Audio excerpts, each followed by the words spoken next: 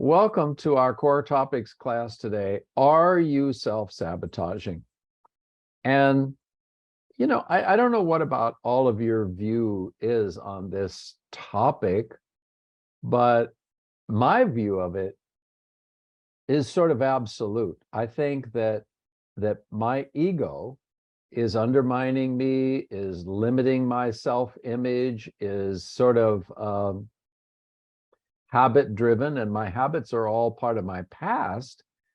And so, as we were talking before the class today, I think that life is really an ongoing opportunity for reinvention, renewal, death and resurrection, letting go of old habits, letting go of old beliefs, letting go of an old sense of self to make room for the new. I think we can all buy into that as a pretty broad-based definition. But it's very challenging because of many reasons. One is we are taught to fit into the tribe, right? And the tribe is not as heroic as we might want to be, right? Because there's a certain conformance, there's a certain social contract of mediocrity and what the norms are. And to break out of that, to go on some sort of heroic journey and live my life purpose and be all I can be, that takes energy. There's no way around that. But I think in midlife is that sort of major opportunity for reinvention. And the way I see midlife is that somehow something taps us on the shoulder, our higher self, Jiminy Cricket, I don't know what the powers that be are, and ask us this one fundamental question.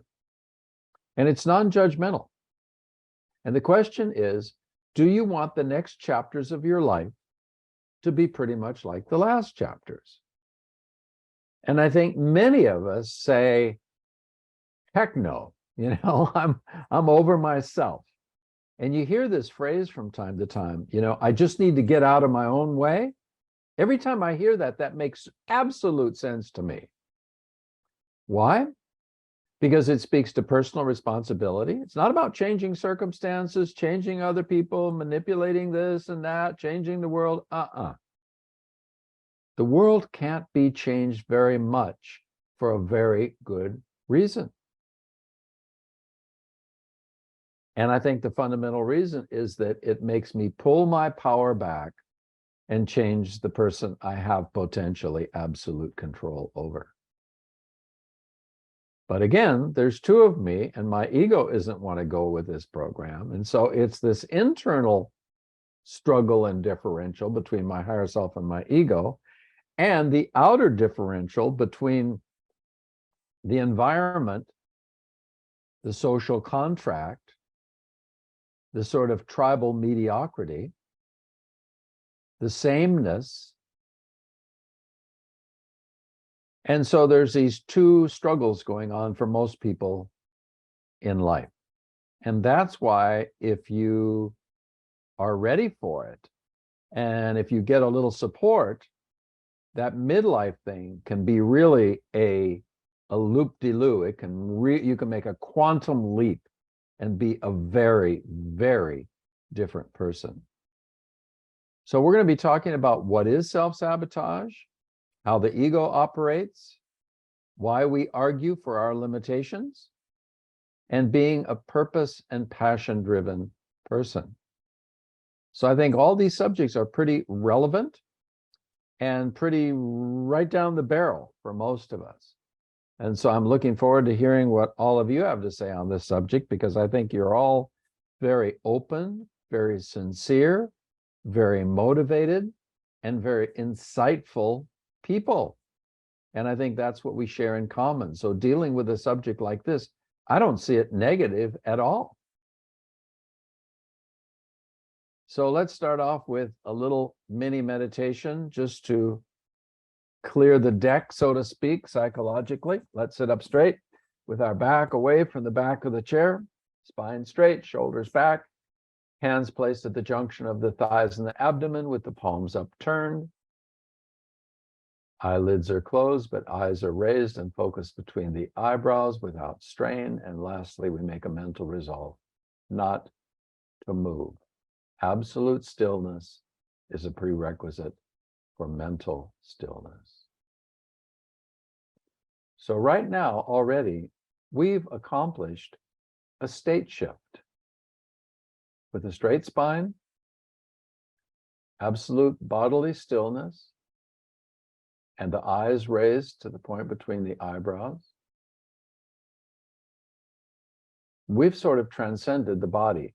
It's not so dualistic, it's not so nagging, it's not so distracting. The body is kind of a non-issue at this point. That sounds pretty good, doesn't it?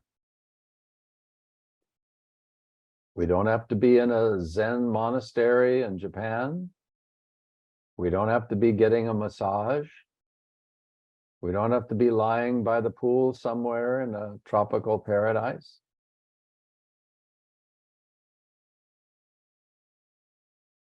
We are going to create a new inner environment.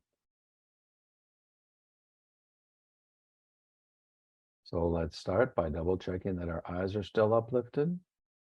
And let's take a deep, slow inhalation through the nostrils completely. Let's inhale.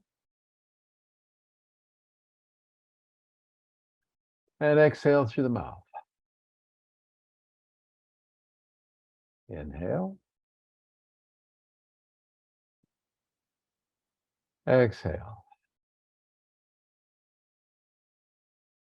More. Inhale. Exhale. Now breathe normally. Double check that your eyes are focused between the eyebrows still. Put your attention at the nostrils. And let's just watch the breath. Is it coming in or going out? This is a no thought zone, so when thoughts come, just gently push them away.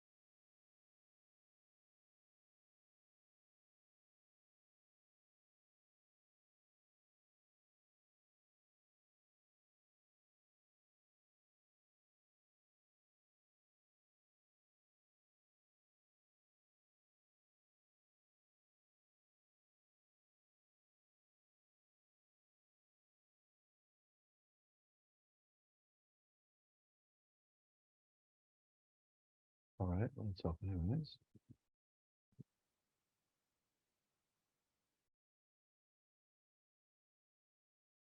Meditation, no matter what our beliefs are about meditation, whether we think it's an Eastern practice or it's something, maybe we think it's a should, or it's a duty, or it's a spiritual thing, whatever we think about meditation, I think it's the most functional activity we can do to affect a state shift. And all of us are into state shifts. That's why there's alcohol and drugs and sex and vacations and new stuff and media and everything. We want to shift our consciousness from here to there. And that's neutral. I don't have any judgments about any of that. But it's like, what is the most effective? What is the most healthy? What is the most dynamic way for me to move out of my ego or some yucky feeling or being stuck in my habits, my little neural pathways? I think meditation, starting with breath work, is the absolute most scientific thing I can do.